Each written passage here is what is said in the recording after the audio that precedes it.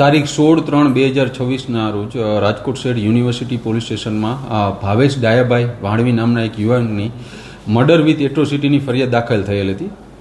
આ ગુનામાં અત્યાર સુધીમાં 3 આરોપીઓની ધરપકડ થઈ ચૂકેલ છે, જેના નામ છે રવિ જોગરાણા, ગોપાલ જોગરાણા અને સાગર જોગરાણા.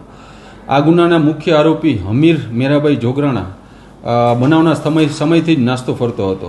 માનનીય CP sir, additional CP sir તથા ડીસીપી ક્રાઇમ જગદીશ બાંગરવા સરે આ ગુનાના આરોપીઓને તાત્કાલિક પકડવાની સૂચનો કરેલ હોય, જેના અનુસંધાને રાજકોટ સિટી ક્રાઇમ બ્રાન્ચની અલગ અલગ ટીમો આ ગુનાના આરોપીઓને પકડવા માટે પ્રયત્નશીલ હતી.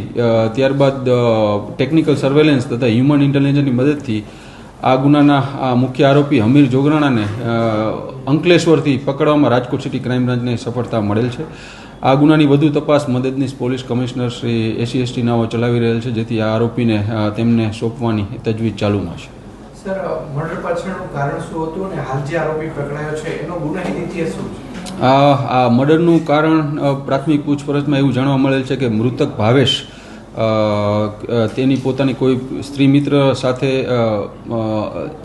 મિત્ર હતી, તેની સાથે આરોપી હમીરને પણ પરિચય થયેલો હતો. ત્યારબાદ બંનેના ખૂબ ઝઘડા થતા હતા. આ ઉપરાંત મૃતક ભાવેશ દ્વારા આરોપી હમીર પાસેથી 5 લાખની માંગણી પણ કરાયેલ હતી, જેના આધાર વધારે ઝઘડા થતાં તેને આ મર્ડરનું કૃત્ય કરેલ હોવાનું પોતાની પ્રાથમિક પૂછપરછમાં જણાવેલું છે.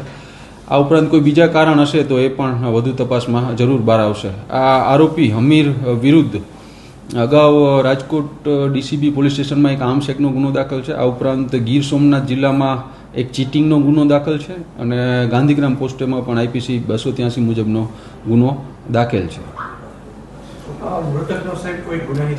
આ મૃતક વિરુદ્ધ પણ રાજકોટના અલગ અલગ પોલીસ સ્ટેશનમાં 8 જેટલા ગુનાઓ દાખલ છે.